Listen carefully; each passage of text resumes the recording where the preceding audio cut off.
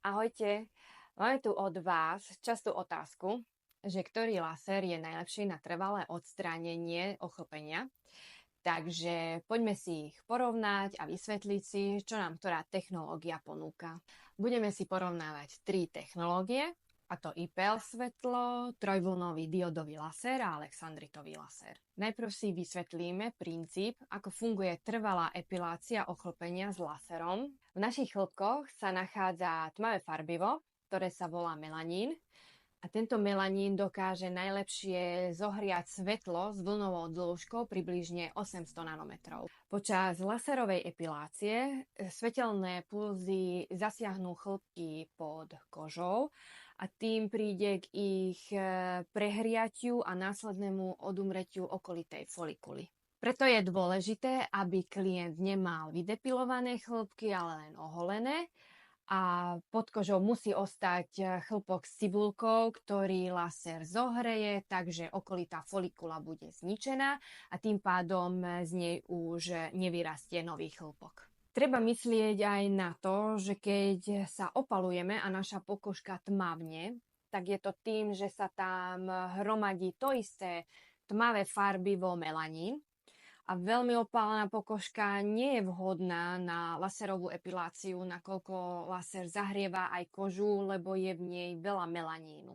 Ako prvé zariadenie si predstavíme IPL. Zariadenie je bežne dostupné aj v e-shopoch alebo predajniach. Patrí medzi najlacnejšie zariadenie, ale samozrejme aj medzi najmenej účinné. Hlavným problémom tohto zariadenia je to, že nie je to laser, ale iba pulzné svetlo. To znamená, že vlnová dĺžka svetla je niekde od 500 až do 1200 nanometrov. Toto veľmi široké svetelné spektrum zahrieva chlpok, ale takisto aj okolitú kožu. Z toho dôvodu je energia limitovaná, aby nedošlo k spáleniu pokožky. Keďže je dopadajúca energia na chlpok malá, neprichádza k jeho trvalému odstráneniu, ale len spomalí raz na istú dobu, takže sa nedá hovoriť o trvalej epilácii. Zostali nám tu dva prístroje, diodový laser a alexandritový laser. Na veľa rôznych internetových stránkach nájdete rôzne názory o tom, ktorý laser je lepší. Väčšinou platí to, že tá klinika, ktorá má daný typ laseru, vychváli, že ten ich je najlepší na trhu. Ale pravda je taká, že tieto zahraničné klinické štúdie hovoria to, že trojvlnové diodové lasery sú účinnejšie o približne 10% ako alexandritové. A naše zistenia sú podobné.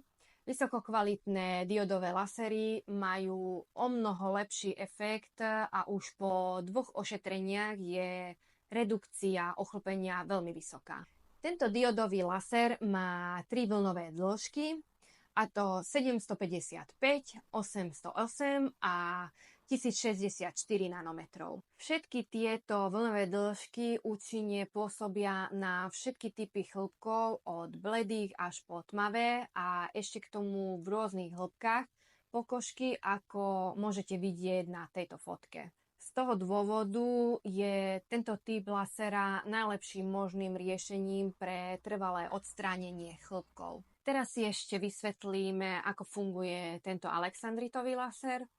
Vo vnútri sa nachádza alexandritový kryštál a tento prepúšťa svetlo vo vlnovej dĺžke 755 nanometrov. Čiže tu máme len jednu vlnovú dĺžku, ktorá je hlavne vhodnejšia pre bledšie chlpky. Výhodou tohto lasera je, že vytvára veľmi silné a krátke svetelné pulzy, a tým pádom je zákrok menej bolestivejší ako pri použití diodového laseru. Čiže je vhodný hlavne na citlivé časti tela, ako napríklad podpazušie alebo okolie bikín. Takže ak by sme to mali zhrnúť, diodový aj alexandritový laser vám ponúka trvalé odstránenie ochlpenia a každý z nich má svoje výhody. Každopádne najlepší efekt vám zabezpečí epilácia trojvlnovým diodovým laserom. Ak vás moje video zaujalo, dajte follow aj pre ďalšie videá.